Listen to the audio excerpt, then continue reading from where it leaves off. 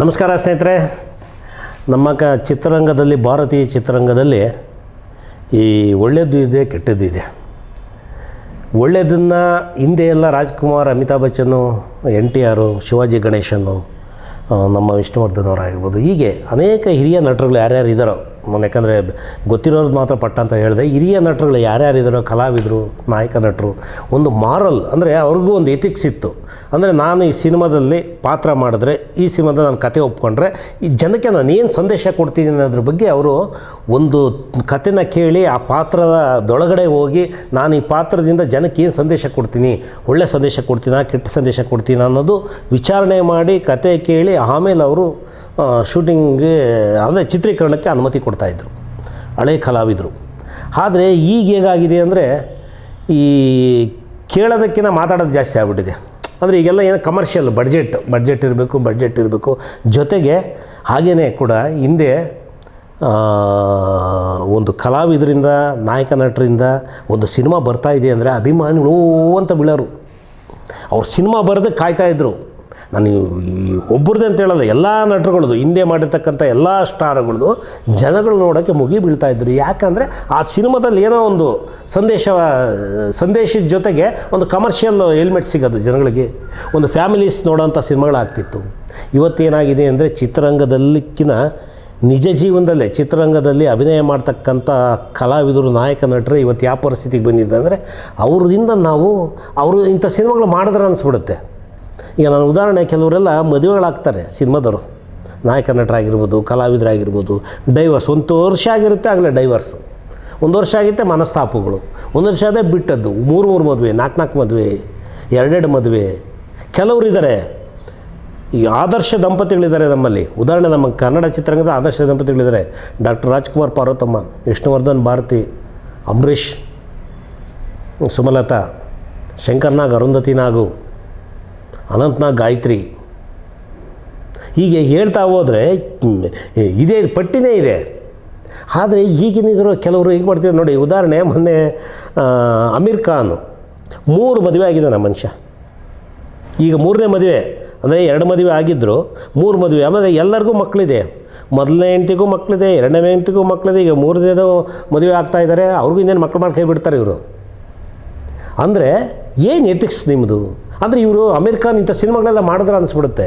ಯಾಕಂದರೆ ಜನಕ್ಕೆ ನೋಡಿದ್ರೆ ಅವ್ರನ್ನೊಂದು ನಾವು ಹೀರೋ, ಒಂದು ನಾಯಕ ನಟ, ಒಬ್ಬ ಅಗ್ರಸ್ಥಾನದಲ್ಲಿ ಇಟ್ಟಿರ್ತೀವಿ, ಅವರು ಇಂಥ ಕೆಲಸ ಮಾಡ್ತಾರೆ ಅನಿಸ್ಬಿಡುತ್ತೆ.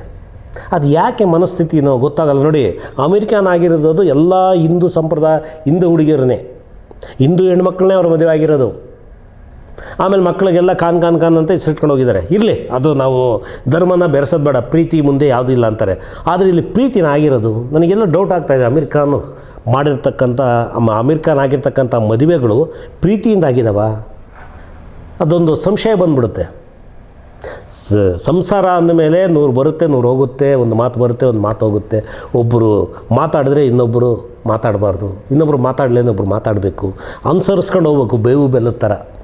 ಆದರೆ ಇಲ್ಲಿ ಅಮೀರ್ ಖಾನ್ ನೋಡಿದ ತಕ್ಷಣ ಏನಾಗುತ್ತೆ ಅಂದರೆ, ಅಮೀರ್ ಖಾನ್, ಯಾಕಂದರೆ ಅಮೀರ್ ಖಾನ್ದು ಈಗ ಟ್ರೆಂಡ್ ಏನಿದೆ ಅದರಿಂದ ಅಮೀರ್ ಖಾನ್ ಹೆಸರು ತಗೋತಾ ಇದ್ದೀನಿ.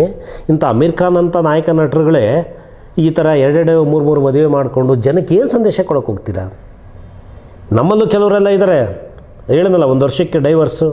ಯಾರೋ ನಟಿ ಕೂಡ ಅಷ್ಟೇ ಡೈವರ್ಸ್ ಆಗ್ತಾಯಿದ್ದಾರೆ. ಏನು ವೈಯಕ್ತಿಕ, ಏನೋ ಪರ್ಸನಲ್ ಇರುತ್ತೆ, ಓಕೆ. ಬಟ್ ಏನಂದರೆ ಆಗೋಕ್ಕಿಂತ ಮುಂಚೆ 100 ಸಾರಿ ಯೋಚನೆ ಮಾಡಿ. ಅದು ಸಿನಿಮಾದವರೇ ಈ ಥರ ಮಾಡಿದಾಗ ಏನಾಗುತ್ತೆ ಹೇಳಿ ನಿಮಗೆ? ಯಾರೋ ಆದರ್ಶ ದಂಪತಿಗಳಂತ ಹೆಸರು ತೊಗೊಂಡಿರೋರು ಮರ್ಯಾದೆ ಕೂಡ ಹೋಗುತ್ತೆ ಇಂಡಸ್ಟ್ರಿಯಲ್ಲಿ. ಆ ಥರ ಆಗುತ್ತೆ. ಏನು ಎಥಿಕ್ಸ್ ಇಟ್ಕೊಳ್ತೀರಾ ಸಿನಿಮಾದವರು? ಅಂದರೆ ಮದುವೆ ಆಗಬಾರ್ದು ಅಂತಂದಲ್ಲ, ಆಗಬೇಕು, ಜೀವನ ಸಾಗಿಸ್ಬೇಕು. ನೀವು ನೋಡೋರಿಗೆ ನೀವೊಂದು ಮಾದರಿ ಆಗಿರಬೇಕು. ಈಗ ನೋಡಿ, ನಮಗೇನಾಯ್ತು ಅಸಹ್ಯ ಅನಿಸ್ಬಿಡ್ತು. ಕೆಲವು ಆರ್ಟಿಸ್ಟ್ಗಳದ್ದು ಕೆಲವರು 2 ಮದುವೆ 3 ಮದುವೆ ನೋಡಿ ಅಮೀರ್ ಖಾನ್ ಅಂತ ನೋಡಿದ್ರೆ ಅಸಹ್ಯ ಅನಿಸ್ಬಿಡುತ್ತೆ. ಏನೋ ಇವರು ಈ ಥರನ ಅಂತ. ಯಾರೋ ಬೇರೆಯವರು ಲಕ್ಷಾಂತರ ಜನ ಇದ್ದಾರೆ, 2 ಮದುವೆ 3 ಮದುವೆ 4 ಮದುವೆ ಇಟ್ಕೊಂಡು ಒಳಬ್ಳು ಕಟ್ಕೊಂಡು ಒಳಬ್ಳು ಅಂತಾರಲ್ಲ, ಆ ಥರ ಸುಮಾರಿದೆ. ಆದರೆ ಒಬ್ಬರು ನೋಡಿರ್ತಾರಲ್ಲ, ಒಬ್ಬ ಆದರ್ಶ ವ್ಯಕ್ತಿ ನೋಡಿರ್ತಾರಲ್ಲ. ಈಗ ಅಮೀರ್ ಖಾನ್ ಏನು ಹೊಸಬ್ರಾರ? ಎಷ್ಟು ಸಿನಿಮಾಗಳು ಮಾಡ್ಕೊಂಬಂದಿದ್ದಾರೆ, ಎಷ್ಟು ಅಭಿಮಾನಿಗಳನ್ನ ಸಂಪಾದನೆ ಮಾಡಿದ್ದಾರೆ ಅಲ್ವಾ? ಅಂಥವರೇ ನಿಮಗೆ ಜನಕ್ಕೆ ರಾಂಗ್ ಸಂದೇಶ ಕೊಟ್ಟರೆ ಏನಾಗುತ್ತೆ ಹೇಳಿ? ಇದು ಎಲ್ಲ ಸಮಾಜನ ಕೆಡಿಸೋವಂಥ ಕೆಲಸಗಳು. ದಯವಿಟ್ಟು ಚಿತ್ರರಂಗದಲ್ಲಿರ್ತಕ್ಕಂಥವ್ರು ಯಾರೇ ಇರ್ಬೋದು, ನಾಯಕ ನಟರಾಗಿರ್ಬೋದು, ಕಲಾವಿದರಾಗಿರ್ಬೋದು, ಸಹ ಕಲಾವಿದರಾಗಿರ್ಬೋದು, ತಂತ್ರಜ್ಞರಾಗಿರ್ಬೋದು, ದಯವಿಟ್ಟು ಯಾರು ಹೆಸರುಗಳು ಮಾಡ್ಕೊಂಡಿದ್ದೀರೋ, ನೀವೇನಾದರೂ ಮದುವೆಗಳಾಗಿದ್ರೆ ದಯವಿಟ್ಟು ಯೋಚನೆ ಮಾಡಿ. ಯಾಕಂದರೆ ಮುಂದಿನ ಯೋಚನೆ ಮಾಡಬೇಕು, ಆ ಕ್ಷಣಕ್ಕೇ ಯೋಚನೆ ಮಾಡಿಬಿಡ್ತೀರಾ. ಪ್ರೀತಿ ಮಾಡೋದು ಓಕೆ, ಅದನ್ನು ಆ ಪ್ರೀತಿನ ಉಳಿಸ್ಕೊಂಡು ಶಾಶ್ವತವಾಗಿ ಹೋಗ್ಬೇಕಲ್ಲ ಕೊನೆಯವರೆಗೂ.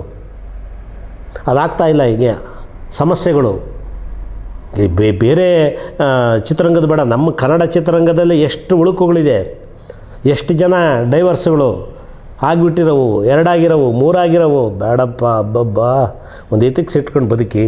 ಯಾಕಂದರೆ ಮಾದರಿ ಆಗಬೇಕು. ಇವತ್ತಿನ ದಿವಸ ಮಾದರಿ ಆಗ್ತಾಯಿಲ್ಲ, ಸದರ ಆಗ್ತಾಯಿದ್ದೀವಿ. ಚಿತ್ರರಂಗದವರು ಸದರ ಆಗ್ತಾಯಿದ್ದೀವಿ. ದಯವಿಟ್ಟು ಚಿತ್ರರಂಗದ ಮಾನ ಮರ್ಯಾದೆಯನ್ನು ಕಳಿಬೇಡಿ. ಒಳ್ಳೆ ರೀತಿಯಲ್ಲಿ ಬಳಕೆ. ನಿಮ್ಮಿಂದ ಒಂದು ಮಾರಲ್ ಸಿಗಬೇಕು ಜನಕ್ಕೆ, ಬಂದವ್ರಿಗೆ. ನಿಮ್ಮನ್ನು ನೋಡಿದ್ರೆ, ನಿಮ್ಮನ್ನು ಎಲ್ಲರೂ ಕಂಡ್ರೆ, ನಿಮ್ಮನ್ನು ಮಾತಾಡ್ಸಿದ್ರೆ, ನಿಮ್ಮ ಚಿತ್ರಗಳನ್ನು ನೋಡಿದ್ರೆ ನಿಮ್ಮಿಂದ ಒಂದು ಮಾದರಿ ಆಗಬೇಕು ಅಭಿಮಾನಿಗಳಿಗೆ. ಆ ಥರ ಬದುಕಿ ಅಂತ ನಾನು ಚಿತ್ರರಂಗದವ್ರಿಗೆ ಹೇಳ್ತಾಯಿದ್ದೀನಿ. ಎಲ್ಲರೂ ಕೂಡ ಆ ಥರ ಇಲ್ಲ. ಕೆಲವರು ಒಳ್ಳೆ ರೀತಿಯಲ್ಲಿ ಬದುಕ್ತಾ ಇದ್ದಾರೆ, ಒಳ್ಳೆ ಆದರ್ಶ ದಂಪತಿಗಳಾಗಿ ಬದುಕ್ತಾ ಇದ್ದಾರೆ. ಅವ್ರಿಗೆಲ್ಲ ಈ ಮಾತು. ಯಾರು ದಾರಿ ತಪ್ತಾ ಇದ್ದಾರೆ, ಯಾರು ಡೈವರ್ಸ್ ಆಗ್ತಾರೋ, ಯಾರು 2 3 ಮದುವೆ ಆಗ್ತಾಯಿದ್ದಾರೋ ಅವ್ರಿಗೆ ಹೇಳ್ತಾ ಇರೋದು, ದಯವಿಟ್ಟು ಈ ಥರ ಕೆಲಸ ಮಾಡೋಕ್ಕೆ ಹೋಗಬೇಡಿ. ಒಳ್ಳೆಯ ಸಂದೇಶ ಕೊಡಿ ದೇಶಕ್ಕೆ, ನಾಡಿನ ಜನತೆಗೆ. ನಮಸ್ಕಾರ.